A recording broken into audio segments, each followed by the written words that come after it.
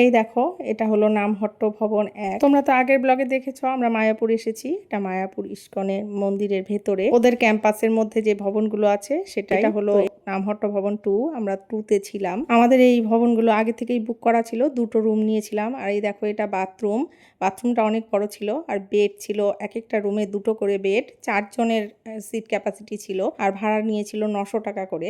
একটা দেখো mirror plus আলমিরাও ছিল।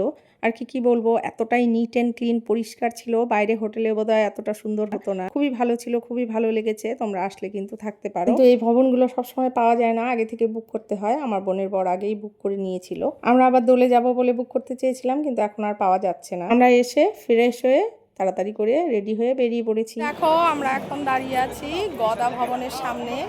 তো সবাই রেডি হয়ে চলে এসেছি। এখনও আমাদের এখানকার প্রসাদ নেওয়া হয়নি। এই যে সব ফটো সেশন চলছে।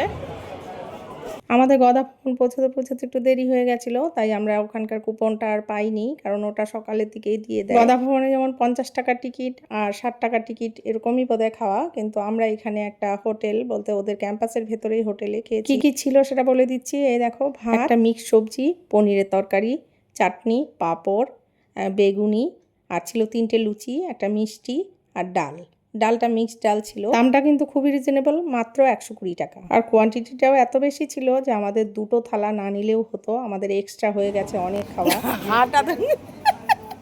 সবাই একসাথে ঘুরতে যাওয়ার এগুলোই হলো মজা, ছোট ছোট ক্লিপগুলো। খাওয়া দাওয়ার পর আমরা আবার বেরিয়ে পড়েছি ঘুরতে। আর চতুর্দিকে এত ফুল গাছ আর কি বলবো, এতটাই সুন্দর দেখে, এত সুন্দর সুন্দর সব ফুল, দারুণ দারুণ। এই তো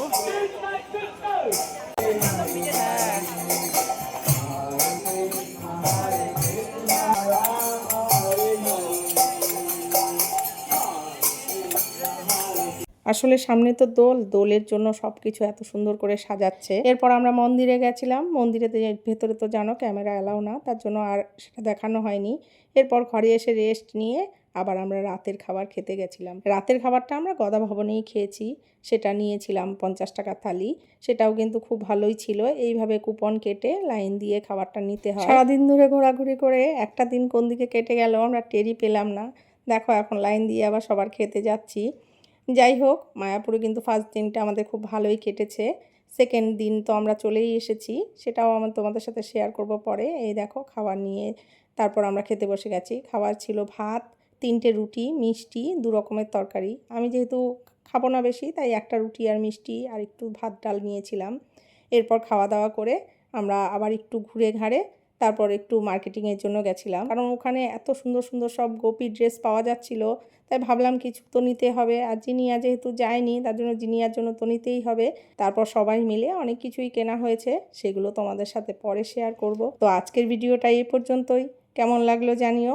ভালো লাগলে লাইক করো, শেয়ার করো। আর পরবর্তীতে আসছে সেকেন্ড ডেতে আমরা কি করলাম, কোথায় ঘুরলাম, সেটাও তোমাদের সাথে শেয়ার করব। আর কি নিয়েছি সেটাও দেখাবো পরে। আজ তবে আসি, আবার দেখা হচ্ছে পরবর্তীতে। টাটা।